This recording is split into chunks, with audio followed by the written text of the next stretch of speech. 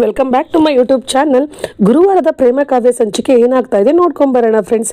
ಅದಕ್ಕಿಂತ ಮುಂಚೆ ನೀವು ಚಾನಲ್ನ ಸಬ್ಸ್ಕ್ರೈಬ್ ಮಾಡದೆ ನೋಡ್ತಾ ಇದ್ರೆ ಅಂದರೆ ದಯವಿಟ್ಟು ಸಬ್ಸ್ಕ್ರೈಬ್ ಮಾಡ್ಕೊಂಡು ನೋಡೋದನ್ನ ಮರಿಬೇಡಿ. ನೀವು ಸಬ್ಸ್ಕ್ರೈಬ್ ಮಾಡೋದ್ರಿಂದ ನಾನು ಹಾಕೋ ಪ್ರತಿಯೊಂದು ವಿಡಿಯೋ ನೋಟಿಫಿಕೇಶನ್ ನಿಮಗೆ ಫಸ್ಟ್ ಬರುತ್ತೆ, ನೀವೇ ಫಸ್ಟ್ ನೋಡ್ಬೋದು ಫ್ರೆಂಡ್ಸ್. ಓಕೆ, ತಡ ಮಾಡದೆ ಎಪಿಸೋಡ್ನ ಸ್ಟಾರ್ಟ್ ಮಾಡಿಬಿಡೋಣ. ಈ ಒಂದು ಎಪಿಸೋಡ್ನಲ್ಲಿ ಮಹಾದೇವ ಕಾವ್ಯ ಊರಿಂದ ಬರ್ತಾಳೆ ಬಸ್ಸಲ್ಲಿ ಅಂತ ಹೇಳಿ ಬೆಂಗಳೂರು ಬಸ್ ಸ್ಟ್ಯಾಂಡಲ್ಲೇ ವೆಯ್ಟ್ ಮಾಡ್ತಾ ಇರ್ತಾನೆ. ಸುಮಾರು ಹೊತ್ತಾದರೂ ಕಾವ್ಯ ಬರೋದೇ ಇಲ್ಲ. ಆಗ ಅಲ್ಲಿ ನಿಂತಿರುವಂಥ ಪ್ಯಾಸೇಜರ್ನ ಮಹಾದೇವ ಕೇಳ್ತಾ ಇದ್ದಾನೆ, ಅಲ್ಲ ಅಣ್ಣ, ಇಲ್ಲಿ ಊರಿಂದ ಒಂದು ಡೈಲಿ ಬಸ್ ಬರ್ತದಲ್ಲ, ಅದೆಷ್ಟೊತ್ತು ಬರ್ತದಣ್ಣ ಅಂತ ಕೇಳ್ತಾನೆ. ಆಗ ಪ್ಯಾಸೆಂಜರ್ ಇದ್ದಾನೆ, ಒಂದು 10 ನಿಮಿಷ ಬರ್ತದಪ್ಪ, ಯಾಕಪ್ಪ ಅವಾಗಿಂದ ವೆಯ್ಟ್ ಮಾಡ್ತಾನೆ ಇದೆಯಲ್ಲ ಅಂತ ಹೇಳ್ತಾರೆ. ಆಗ ಮಹಾದೇವ ಇದ್ದನು, ಅದು ಅಣ್ಣ ಊರಿಂದ ನಾನು ಹೆಂಡತಿ ಬರ್ತಾವ್ರೆ ಅಂಥದ್ರಲ್ಲಿ ಈ ಬೆಂಗಳೂರು ಬೇರೆ ಸರಿ ಇಲ್ಲ ಅಲ್ವಾ, ಅದಕ್ಕೆ ನಾನು ಮುಂಚೆನೇ ಬಂದು ವೆಯ್ಟ್ ಮಾಡ್ತಾ ಇದ್ದೀನಿ ಅಷ್ಟೇ ಅಂತ ಹೇಳ್ತಾನೆ. ಆಗ ಪ್ಯಾಸೆಂಜರ್ ಇದ್ದವನು, ನೀನೊಬ್ಬ ಒಳ್ಳೆ ಆಸಾಮಿ ಕಣಣ್ಣ ಅಂತಾನೆ. ಅಷ್ಟರಲ್ಲಿ ಬಸ್ ಕೂಡ ಬರುತ್ತೆ. ಬಸ್ ಬಂದಿದ್ದು ನೋಡಿ ಮಹಾದೇವ್ಗೆ ತುಂಬ ಖುಷಿ ಆಗುತ್ತೆ. ಕಾವ್ಯ ಕೂಡ ಇಳಿದು ಅವಳ ಹತ್ರ ದುಡ್ಡಿರಲ್ಲ. ಅಯ್ಯೋ ಏನು ಮಾಡೋದು, ಇವಾಗ ಆಟೋದಲ್ಲೇ ಹೋಗ್ಬಿಡೋಣ ಅಂತಂದರೆ ದುಡ್ಡು ಬೇರೆ ಇಲ್ಲ, ಊರಿಗೆ ಬಸ್ ಚಾರ್ಜ್ಗೆ ಸರಿ ಹೋಯ್ತು, ಆಟೋ ಎಲ್ಲ ಏನೂ ಬೇಡ ನಡ್ಕೊಂಡೇ ಹೋಗ್ಬಿಡೋಣ ಅಂತ ಹೇಳಿ ನಡ್ಕೊಂಡು ಹೋಗೋದಕ್ಕೆ ಹೊರಡ್ತಾಳೆ. ಅದನ್ನು ನೋಡಿದಂಥ ಮಹಾದೇವ, ಅಯ್ಯೋ ನೋಡಮ್ಮಿ ನೀನು ಎಂಥ ಸ್ವಾಭಿಮಾನ, ಇಷ್ಟೆಲ್ಲ ಆದರೂ ಕೂಡ ಆಟೋ ಕಾಸಿಲ್ಲ ಅಂದ್ಬಿಟ್ಟು ನಡ್ಕೊಂಡೇ ಹೋಗ್ತಾ ಇದೆಯಾ, ನೋಡಿದ್ರ ರಾಯರೇ ಇವಳು ಎಷ್ಟು ಸ್ವಾಭಿಮಾನಿ ಅಂತ. ಅದಕ್ಕೆ ನನಗೆ ಈ ಕಾಡ್ರಾಕ್ಷಸಿ ಇಷ್ಟ ಆಗೋದು ಅಂತ ಹೇಳಿ ಮಹಾದೇವ ಅವಳಿಂದನೇ ಫಾಲೋ ಮಾಡ್ತಾ ಇದ್ದಾನೆ. ಮತ್ತಿಲ್ಲಿ ದಾಮಿನಿಗೆ ಧನರಾಜ್ ಮತ್ತು ಸ್ನೇಹ ಫೋನ್ ಮಾಡಿಬಿಟ್ಟು ಧನರಾಜ್ ಹೇಳ್ತಾ ಇದ್ದಾನೆ, ಅಲ್ಲ ಅಮ್ಮ ದಾಮಿನಿ, ನಾವು ನೋಡಿದ್ರೆ ಅಲ್ಲಿ ರಾಮ್ ಮತ್ತು ಪ್ರೇಮ ಸಾಯ್ಲಿ ಅಂತ ಮನೆಗೆ ಬೆಂಕಿ ಹಚ್ಚಿದ್ರೆ ಅವರಿಬ್ಬರು ಉಳ್ಕೊಂಬಿಟ್ರಲ್ಲ ದಾಮಿನಿ ಅಂತ ಹೇಳ್ತಾರೆ. ಆಗ ದಾಮಿನಿ ಇದ್ದವಳು, ಅಣ್ಣ ಒಂದೇ ಸಲ ಸತ್ತೋದ್ರೆ ಹೆಂಗೆ, ಅದಷ್ಟು ಮಜಾ ಇರಲ್ಲ, ಅವ್ರಿಗೆ ದಿನ ನರ್ಕ ತೋರಿಸಿ ಸಾಯಿಸ್ಬೇಕು ಅಣ್ಣ, ಆವಾಗಲೇ ನಮಗೆ ಮಜಾ ಇರೋದು. ಇದೆಲ್ಲ ಒಂದು ಸ್ಯಾಂಪಲ್, ಅವ್ರಿಗೆ ಶಾಕ್ ಕೊಡೋದಕ್ಕೆ ಮಾಡಿದ್ದು. ಅವಳು ನನ್ನ ಮಾತು ಮೀರಿ ಈ ಮನೆಗೆ ಬಂದ್ಲಲ್ಲ, ಅದಕ್ಕೆ ಈ ಶಾಕ್ನ ಅವಳು ಕೊಟ್ಟಿರೋದು. ಇನ್ನೊಂದ್ಸಲಿ ಅವಳು ಈ ಮನೆಗೆ ಬರೋದಿರಲಿ, ಕನಸಲ್ಲೂ ಕೂಡ ಈ ಮನೆ ಕಡೆ ಕಾಲ ಹಾಕೋದನ್ನ ಅವಳು ನೆನೆಸ್ಕೊಬಾರ್ದು, ಅದಕ್ಕೋಸ್ಕರ ಈ ಶಾಕ್ ಕೊಟ್ಟಿದ್ದು ಅಂತ ಹೇಳ್ತಾಳೆ. ಆಗ ಸ್ನೇಹ ಇದ್ದಳು, ಹೌದಾ ಅತ್ತೆ, ಶಾಕಿಗೆ ಇಂಥ ಇದನ್ನು ಕೊಟ್ರ, ಸೂಪರ್ ಅತ್ತೆ ನೀವು ಅಂತ ಹೇಳ್ತಾಳೆ. ಆಗ ದಾಮಿನಿ ಇದ್ದಳು, ಸರಿ ಆಯಿತು, ನಾನು ಮತ್ತೇನು ಮಾಡ್ಬೇಕನ್ನೋದು ನನಗೆ ಗೊತ್ತು, ಸರಿ ಅಣ್ಣ ಫೋನ್ ಇಡು ಅಂತ ಹೇಳಿ ಫೋನ್ ಇಡ್ತಾಳೆ. ಮತ್ತಿಲ್ಲಿ ರಾಮ್ ಮತ್ತು ಪ್ರೇಮ ಇಬ್ಬರು ಕೂಡ ಮನೆ ಸುಟ್ಟೋಯ್ತಲ್ಲ ಕ್ಲಿನಿಕ್ಕು ಅಂತ ಹೇಳಿ ಯೋಚನೆ ಮಾಡ್ಬೇಕಾದ್ರೆ ರಾಮು, ಪ್ರೇಮ ಇದೆಲ್ಲ ಹೆಂಗಾಯಿತು ಅಂತ ನನಗೊಂದು ಗೊತ್ತಾಗ್ತಾ ಇಲ್ಲ, ಶಾರ್ಟ್ ಸರ್ಕ್ಯೂಟ್ ಆಗೋದಕ್ಕೆ ಚಾನ್ಸೇ ಇಲ್ಲ, ಅಷ್ಟೇ ಅಲ್ಲದೆ ಮನೆ ಬೀಗ ಆಚೆಯಿಂದ ಹಾಕಿದ್ದಾರೆ ಅಂದರೆ ಇದು ಯಾರೋ ಬೇಕು ಅಂತಲೇ ಮಾಡ್ತಾ ಇದ್ದಾರೆ ಅಂತ ನನಗೆ ಅನ್ನಿಸ್ತಾ ಇದೆ ಅಂತ ಹೇಳ್ತಾನೆ. ಆಗ ಪ್ರೇಮ ಇದ್ದವಳು, ಅದು ರಾಮ್, ನನಗೆ ಸ್ವಲ್ಪ ದಿವಸದಿಂದ ಯಾರೋ ಒಬ್ಬರು ಬೆದರಿಕೆ ಮೆಸೇಜು ಮತ್ತು ಕಾಲ್ ಎರಡೂ ಮಾಡ್ತಾ ಇದ್ದಾರೆ ರಾಮ್ ಅಂತ ಹೇಳ್ತಾರೆ. ಆಗ ರಾಮ್ ಇದ್ದವನು, ಮತ್ತೆ ಹೇಳಿ ಇಲ್ವಲ್ಲ ಪ್ರೇಮ, ನೀನು ಇಷ್ಟು ದೊಡ್ಡ ಅನಾಹುತ ಆದ್ರೂ ನನಗೆ ಅಂತ ಹೇಳ್ತಾರೆ. ಆಗ ಪ್ರೇಮ ಇದ್ದವಳು, ಅದು ರಾಮ್, ನೀನು ಹಾಸ್ಪಿಟಲ್ಗೆ ಹೋಗ್ತಿದ್ದಲ್ಲ ಅಲ್ಲಿ ಟೆನ್ಷನ್ನೇ ಇದೆ, ಅದು ಬೇರೆ ಅದರಲ್ಲಿ ಇದು ಬೇರೆ ಏನಕ್ಕೆ ಅಂದ್ಬಿಟ್ಟು ನಾನು ಹೇಳಲಿಲ್ಲ ರಾಮ್.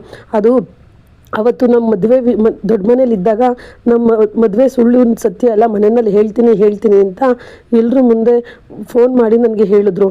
ಅದಲ್ಲದೆ ಮತ್ತೆ ಅವತ್ತು ಅತ್ತೆಗೆ ಹುಷಾರಿಲ್ಲ ಅಂದ್ಬಿಟ್ಟು ನಾನು ಕಷಾಯ ತೊಗೊಂಡೋಗ್ಬೇಕಾದ್ರೆ ಒಂದು ಫೋನ್ ಕಾಲ್ ಬಂತು, ಆ ಮನೆ ಕಡೆ ನೀನು ಹೋಗ್ಕೂಡ್ದು, ದೊಡ್ಡ ಮನೆ ಕಡೆ ಕಾಲು ಹಿಕ್ಬಾರ್ದು ಅಂತ, ಅದನ್ನು ಮೀರಿ ನಡೆದ್ರೆ ಆಗೋ ಪರಿಣಾಮನೇ ಬೇರೆ ಅಂತ ಹೇಳಿದ್ರು. ನಾನು ಕಷಾಯ ಕೊಟ್ಬಿಟ್ಟು ಬಂದಮೇಲೆ ನನಗೆ ಮತ್ತಿದೊಂದು ಮೆಸೇಜ್ ಬಂತು, ನೋಡು ರಾಮ್, ನೀನು ನನ್ನ ಮಾತು ಮೀರಿ ಮನೆಗೆ ಬಂದಿದ್ಯಲ್ವಾ, ನೋಡು ಪರಿಣಾಮ ಹೇಗಾಗುತ್ತೆ ಅಂತ ಹೇಳಿ ಮೆಸೇಜ್ ಬಂತು. ಅದಾದಮೇಲೆ ಈ ಮನೆಗೆ ಬೆಂಕಿ ಹತ್ಕೋತು. ರಾಮ್, ನನಗೆ ಯಾಕೋ ಈ ವ್ಯಕ್ತಿಗೂ ಈ ಮನೆಗೆ ಬೆಂಕಿ ಹಚ್ಚಿರೋ ವ್ಯಕ್ತಿಗೂ ಸಂಬಂಧ ಇದೆ ಅಂತ ಅನ್ನಿಸ್ತಾ ಇದೆ ಅಂತ ಹೇಳ್ತಾಳೆ. ಆಗ ರಾಮ್ ಇದ್ದವನು, ಅದು ಹೇಗೆ ಪರ್ಫೆಕ್ಟಾಗಿ ಹೇಳೋಕ್ಕಾಗುತ್ತೆ ಪ್ರೇಮ, ಬೇಡ, ನಾವು ಫಸ್ಟು ಪೊಲೀಸ್ಗೆ ಹೋಗಿ ಕಂಪ್ಲೇಂಟ್ ಕೊಟ್ಬಿಟ್ಟು ಬರ್ತೀನಿ, ಅದೇನಾಗುತ್ತೆ ನೋಡೋಣ, ಅವ್ರು ತನಿಖೆ ಮಾಡಿ ನೋಡಲಿ ಅಂತ ಹೇಳಿ ರಾಮ್ ಸಮಾಧಾನ ಮಾಡ್ಕೊತಾನೆ. ಮತ್ತಿಲ್ಲಿ ಕಾವ್ಯ PG ಕಡೆ ನಡ್ಕೊಂಡು ಬ್ಯಾಗ್ ತೊಳ್ಕೊಂಡು ಹೋಗ್ತಾ ಇರ್ತಾಳೆ. ಅಲ್ಲಿಗೆ ರೌಡಿಗಳು ಬಂದು, ವಾವ್, ಬೆಳಗ್ಗೆ ಬ್ಯೂಟಿ, ಯಾವುದೋ ಒಂದು ಬ್ಯೂಟಿನೇ ಹೋಗ್ತಾ ಇದೆಯಲ್ಲೋ, ಯಾಕೆ ಬ್ಯಾಗ್ ತೂಕ ಆಗ್ತಾ ಇದೆಯಾ, ಎಳ್ಕೊಂಡೋಗೋಕ್ಕಾಗ್ತಾ ಇಲ್ವಾ, ಕೊಡು ಬ್ಯಾಗ್ನ ನಾವು ಇಟ್ಕೋತೀವಿ, ನಿನ್ನೂ ಬೇಕಾದ್ರೆ ಎತ್ಕೊತೀವಿ ನಮ್ಮ ಜೊತೆ, ಅದ್ರ ಜೊತೆಗೆ ಅಂತೆಲ್ಲ ಅವಳನ್ನ ರೇಗಿಸ್ಕೊಂಡು ಹಿಂದಿಂದನೇ ಹೋಗ್ತಾ ಇರ್ತಾರೆ. ಅವಳೇನು ಮಾತಾಡ್ದೇನೆ ಕಾವ್ಯ ಮುಂದೆ ನಡ್ಕೊಂಡು ಸುಮ್ಮನೆ ಅವಳ ಪಾಡ್ಗಳು ಹೋಗ್ತಾ ಇರ್ತಾಳೆ. ಆವಾಗ ಮಹಾದೇವ ಬಂದು ಸರಿಯಾಗಿ ರೌಡಿಗಳು ಹೊಡೆದ್ಬಿಟ್ಟು, ಏನರೋ ನನ್ನ ಹೆಂಡ್ತಿನೇ ಫಾಲೋ ಮಾಡ್ತೀರಾ, ನಾನು ಬೇರೆ ಹುಡುಗಿರನ್ನ ಕಣ್ಣು ಹಾಕಿದ್ರೇ ಬಿಡಲ್ಲ ಅಂತಾರಲ್ಲ, ನನ್ನ ಹೆಂಡ್ತಿನೇ ಫಾಲೋ ಮಾಡೋಕ್ಕೆ ಬಂದರೆ ಬಿಡ್ತೀನ, ಇದೇ ಲಾಸ್ಟ್ ವಾರ್ನಿಂಗ್, ಇನ್ನೂ ಒಂದು ಸತಿ ನನ್ನ ಹೆಂಡ್ತಿನಾಗಲಿ ಬೆಂಗಳೂರಲ್ಲಿ ಬೇರೆ ಹುಡುಗಿರನ್ನಾಗಲಿ ಕಣ್ಣೆತ್ತು ನೋಡಬಾರ್ದು, ಹಂಗೇನಾರ ನೋಡಿದ್ರೆ ನಿಮ್ಮನ್ನು ಪೀಸ್ ಮಾಡಿಬಿಡ್ತೀನಿ ಅಂತ ಹೇಳಿ ಅವ್ರಿಗೆ ಚೆನ್ನಾಗಿ ಹೊಡೆದು ಕಳಿಸ್ತಾನೆ. ಕಾವ್ಯ ಹಿಂತಿರುಗಿ ನೋಡ್ತಾಳೆ, ಆ ರೌಡಿಗಳೆಲ್ಲ ಬರೋದೇ ಇಲ್ಲ.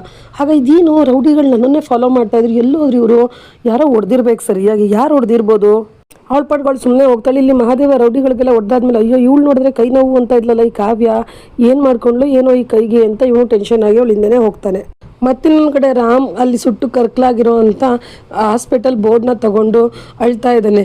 ನೋಡು ಪ್ರೇಮ, ಇಡೀ ಕ್ಲಿನಿಕ್ಕೇ ಸುಟ್ಟೋದ್ರು ಕೂಡ ಈ ಬೋರ್ಡ್ ಕೂಡ ಸುಟ್ಟೋಗಿದೆ, ಆದರೆ ನಮ್ಮಮ್ಮ ದೊಡ್ಡಮ್ಮ ಕಲ್ಯಾಣಿ ಹೆಸರು ಮಾತ್ರ ಸುಟ್ಟೋಗಿಲ್ಲ. ಇದು ಬರೀ ನನಗೆ ಕ್ಲಿನಿಕ್ ಆಗಿರಲಿಲ್ಲ, ಇಲ್ಲಿ ನಮ್ಮ ದೊಡ್ಡಮ್ಮನ ಆಶೀರ್ವಾದ ಕೂಡ ಇತ್ತು ಅಂತ ತುಂಬ ಫೀಲ್ ಮಾಡ್ಕೊತಿರ್ತಾನೆ. ಇಲ್ಲಿ ದಾಮಿನಿ ಮತ್ತು ಕಲ್ಯಾಣಿ ಬಂದಿರ್ತಾರೆ, ಸೈಡಲ್ಲಿ ನಿಂತ್ಕೊಂಡು ಅದನ್ನು ನೋಡ್ತಾ ಇರ್ಬೇಕಾದ್ರೆ ಕಲ್ಯಾಣಿ ಹೇಳ್ತಿದ್ದೆ, ನೋಡ್ದ ದಾಮಿನಿ, ನನ್ನ ಮಗ ನನ್ನನ್ನು ಎಷ್ಟು ಇಷ್ಟಪಡ್ತಾ ಇದ್ದ, ಎಷ್ಟು ಪ್ರೀತಿ ಮಾಡ್ತಾ ಇದ್ದ ಅಂದರೆ ಇದೇ ಸಾಕ್ಷಿ ಅಂತ ಅವಳು ಕೂಡ ಅಳ್ತಾ ಇದ್ದಾಳೆ, ಕಲ್ಯಾಣಿ ಕೂಡ. ಇಲ್ಲಿ ಪ್ರೇಮ ಹೇಳ್ತಾ ಇದ್ದಾಳೆ, ರಾಮ್ ಅಳ್ಬೇಡ ರಾಮ್, ಇದು ನಿನ್ನ ಕ್ಲಿನಿಕ್ ಸುಟ್ಟೋಗಿರ್ಬೋದು, ಆದರೆ ನಿನ್ನ ಆತ್ಮವಿಶ್ವಾಸ ಸುಟ್ಟಿಲ್ಲ. ನಿನ್ನ ದೊಡ್ಡಮ್ಮನ ಮೇಲಿಟ್ಟಿರೋ ಭಕ್ತಿ, ನಿಮ್ಮ ದೊಡ್ಡಮ್ಮ ನಿನ್ನ ಮೇಲಿಟ್ಟಿರೋ ಆಶೀರ್ವಾದ ಯಾವತ್ತೂ ಸುಳ್ಳಾಗಲ್ಲ. ದೇವ್ರಿದ್ದಾನೆ ರಾಮ್, ಎಲ್ಲ ದೇವ್ರು ಕಾಪಾಡ್ತಾನೆ ಅಂತ ಸಮಾಧಾನ ಮಾಡ್ತಾಳೆ. ಇಲ್ಲಿ ಕಲ್ಯಾಣಿ ಅದನ್ನೆಲ್ಲ ನೋಡಿ, ರಾಮ್, ನಾನು ನಿನ್ನನ್ನು ನನ್ನ ಎತ್ತು ಮಗನಿಗಿಂತ ಹೆಚ್ಚಾಗಿ ನೋಡಿಕೊಂಡೆ ಕಣೋ, ಆದರೆ ನೀನು ಅಂತ ಹೇಳಿ ಕಣ್ಣೀರು ಆಗ್ತಾ ಇರ್ತಾಳೆ. ಆಗ ದಾಮಿನಿ ಇದ್ದಳು, ಅಕ್ಕ, ನೀವು ಮನಸ್ಸಲ್ಲಿ ಇಷ್ಟು ಪ್ರೀತಿ ಇಟ್ಕೊಂಡು ಯಾಕೆ ಇಷ್ಟು ಕಲ್ಲು ಮಾಡ್ಕೊಂಡಿದ್ದೀರಾ, ಪ್ರೇಮ ಮಾಡಿರೋ ತಪ್ಪನ್ನೆಲ್ಲ ಮರ್ತು ಬಿಡಿ ಅಕ್ಕ, ರಾಮ್ನ ಮನೆ ಕರೀರಿ ಅಕ್ಕ ಅಂತ ಡ್ರಾಮಾ ಮಾಡ್ತಾಳೆ.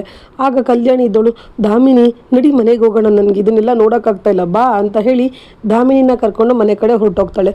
ಮತ್ತಿಲ್ಲಿ ಸ್ನೇಹ ಬರ್ತಾಳೆ, ಅದೇ ಹಾಸ್ಪಿಟಲ್ ಹತ್ರನೇ ಬಂದು, ನಿಮ್ಮ ಮನೆ ಬೇರೆ ಕೆಟ್ಟೋಗಿ ಈ ಕ್ಲಿನಿಕ್ಕು ಕೂಡ ಸಿಟ್ಟೋಯ್ತಾ, ಪ್ರೇಮ ನೋಡು, ನಿನ್ನನ್ನು ಯಾರೋ ಒಬ್ಬರು ಕಟ್ಕೊಂಡೆ ಅಂದ ತಕ್ಷಣ ಸ್ವರ್ಗನೇ ಸಿಕ್ತು ಅಂತ ಅಂದ್ಕೊಂಡಿದ್ರು ಅನ್ಸುತ್ತೆ, ಈಗ ಅರ್ಥ ಆಗ್ತಾ ಇದೆ ನಿನ್ನನ್ನು ಕಟ್ಕೊಂಡು ಎಂಥ ದೊಡ್ಡ ತಪ್ಪು ಮಾಡಿದೆ ಅಂತೆಲ್ಲ ಬೈತಿರ್ತಾಳೆ. ಆಗ ರಾಮ್ ಇದ್ದನು, ಓಹೋ, ನಿನ್ನ ಬಾಯಿನಲ್ಲಿ ಇಷ್ಟು ರಾಂಗಾಗಿ ಮಾತು ಬರ್ತಾ ಇದೆ ಬೆಂಕಿ ಥರ, ಅಂದರೆ ಬೆಂಕಿನೂ ನೀನೇ ಹಚ್ಚಿರೋ ಥರ ಕಾಣಿಸ್ತಾ ಇದೆ, ನೀನೇ ಹಚ್ಚಿದ್ದು ಅಂತ ಕೇಳ್ತಾನೆ. ಆಗ ಇವಳಿದ್ದವಳು ಸ್ನೇಹ, ರಾಮ್ ಖಂಡಿತ ನಾನಲ್ಲ, ಆದರೆ ಈ ಸುಟ್ಟೋಗಿರೋ ನಿನ್ನ ಸಾಮ್ರಾಜ್ಯದ ಮುಂದೆ ನಿಂತ್ಕೊಂಡು ನೀನು ಯಾರ ಮೇಲೆ ಬೇಕಾದರೂ ಡೌಟ್ ಪಡ್ಬೋದು, ಆ ರೈಟ್ಸ್ ನಿನಗಿದೆ ಅಂತ ಹೇಳ್ತಾಳೆ. ಆಗ ಪ್ರೇಮ ಇದ್ದವಳು, ಏನು ನಾಲ್ಗೆ ಉದ್ದ ಆಗ್ತಾ ಇದೆ, ಜೈಲಿಗೆ ಹೋಗಿ ಬಂದರೂ ಇನ್ನೂ ಬುದ್ಧಿ ಬಂದಿಲ್ವಾ ನಿನಗೆ ಅಂತ ಹೇಳ್ತಾಳೆ. ಆಗ ಸ್ನೇಹ ಇದ್ದವಳು, ನಾನು ಜೈಲಿಗೆ ಹೋಗಿದ್ದು ಮತ್ತು ನನಗೆ ಬುದ್ಧಿ ಬರಬೇಕಾಗಿರೋದು ಅಂತ ಹೇಳ್ದಲ್ಲ, ಅದು ನನಗಲ್ಲ ಬುದ್ಧಿ ಬರಬೇಕಾಗಿರೋದು, ನಿನಗೆ ಬರಬೇಕಾಗಿತ್ತು, ನಿನಗೆ ಆ ಬುದ್ಧಿ ಬರದೇ ಇರಿದ್ದಿದ್ದಕ್ಕೆ ಇವತ್ತು ಈ ಸ್ನೇಹ ಇಟ್ಟಿರೋ ಹೆಜ್ಜೆನಲ್ಲಿ ನೀನು ಹಿಂಗೆ ನರಳ್ತಾ ಇರೋದು ಅಂತ ಹೇಳಿ ಅವಳು ಹೆಗ್ಲ ಮೇಲೆ ಕೈ ಹಾಕ್ತಾಳೆ. ಆಗ ಪ್ರೇಮ ಇದ್ದವಳು, ಏಯ್ ಎತ್ತಲೇ ಕೈನ ಅಂತ ಹೇಳ್ತಾಳೆ. ಅವಳು ಆಗಿದ್ರೂ ಎತ್ತಲ್ಲ. ಆಗ ಇವಳು, ಏಯ್ ಎತ್ತಲೇ ಕೈನ ಅಂತಾಳೆ. ಆಗ ಸ್ನೇಹ ಕೆಳಗಡೆ ಇಳಿಸ್ತಾಳೆ ಕೈನ.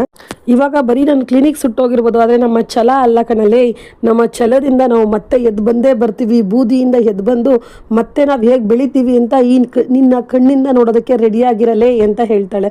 ಆಗ ಸ್ನೇಹ ಇದ್ದಳು, ಓ ಮರಿ, ಚಾನ್ಸೇ ಇಲ್ಲ, ನೀನು ಈ ಬೂದಿಯಿಂದ ಮತ್ತೆ ಎದ್ದು ಬರೋದಕ್ಕೆ, ನೀನೇನು ಫೀನಿಕ್ಸ್ ಪಕ್ಷಿನ, ನೀನು ಪ್ರತಿ ಒಂದು ಹೆಜ್ಜೆನಲ್ಲೂ ಎದ್ದು ಬರೋಕ್ಕೆ ಹೋದ್ರೂ ನಾನೇನು ರೆಕ್ಕೆನ ಕತ್ತರಿಸ್ತಾ ಇರ್ತೀನಿ, ನನಗೆ ಗೊತ್ತು ಹೇಗೆ ಕತ್ತರಿಸ್ಬೇಕು ಅಂತ ಹೇಳ್ತಾಳೆ.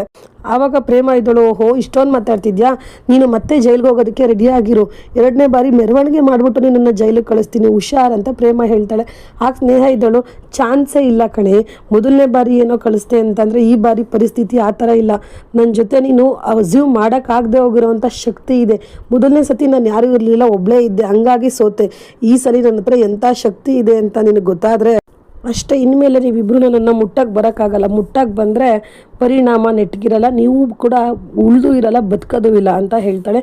ಅದನ್ನು ಕೇಳಿದಂಥ ಪ್ರೇಮ ಮತ್ತು ರಾಮ್, ಇದ್ಯಾವ ಶಕ್ತಿ ಇದೆ ಇವಳಿಂದೆ ಅಂತ ಇಬ್ಬರು ಕೂಡ ಶಾಕ್ ಆಗಿ ನಿಂತ್ಕೊಳ್ತಾರೆ. ಮತ್ತಿಲ್ಲಿ ಮಹಾದೇವ ಕಾವ್ಯನ ಪಿ ಜಿಗೆ ಹೋಗ್ಬಿಟ್ಟು ಕಾವ್ಯ ಮಲಗಿರ್ತಾಳೆ. ಅಲ್ಲಿ ಅಯ್ಯೋ ಕಾಡ್ರಾಕ್ಷಸಿ, ಇಷ್ಟು ದೊಡ್ಡ ಗಾಯ ಮಾಡ್ಕೊಂಬಂದಿದೆಯಲ್ಲ, ನಿನ್ಗೆ ಎಷ್ಟು ನೋವಾಗ್ತಾ ಇರಬೇಕು, ಇರು ಸ್ವಲ್ಪ ಮುಲಾಮ್ ಹಚ್ತೀನಿ ಅಂತ ಹೇಳಿ ಅವಳು ಮಲಗಿರ್ಬೇಕಾದ್ರೆ ಇವ್ರು ಮೆಲ್ಲಗೆ ಆಯಿಂಟ್ಮೆಂಟ್ ಹಚ್ಬಿಟ್ಟು ಹೋಗ್ತಾ ಇರ್ತಾನೆ. ಅಲ್ಲಿ ಪಿ ಜಿನಲ್ಲಿರೋವಂಥ ಹುಡುಗಿಯವನು ನೋಡಿಬಿಟ್ಟು ಅಯ್ಯೋ ಮಹಾದೇವ ಅಂತ ಕಿರ್ಚ್ಕೊಂಡ್ಬಿಡ್ತಾಳೆ. ಮಹಾದೇವ ಅಯ್ಯೋ ನಾನು ಹೋಗೋಣ ಅಂತ ನಷ್ಟೊಳಗೆ ಸಿಗಾಕೊಂಡ್ಬಿಟ್ನಲ್ಲಪ್ಪ, ನನ್ನ ಹೆಸರು ಬೇರೆ ಹುಡುಗಿ ಗೊತ್ತಲ್ಲಪ್ಪ ಅಂತಾಳೆ. ಅಷ್ಟರಲ್ಲಿ ಕಾವ್ಯ ಎಚ್ಚರ ಆಗ್ಬಿಡ್ತಾಳೆ. ಇದಿಷ್ಟು ಬಂದು ಇವತ್ತಿನ ಸಂಚಿಕೆ ಫ್ರೆಂಡ್ಸ್. ನಾಳಿನ ಸಂಚಿಕೆಗಾಗಿ ಈ ಕೂಡಲೇ ಈ ಚಾನಲ್ನ ಸಬ್ಸ್ಕ್ರೈಬ್ ಮಾಡೋದನ್ನು ಮರಿಬೇಡಿ. Thank you for watching. Bye.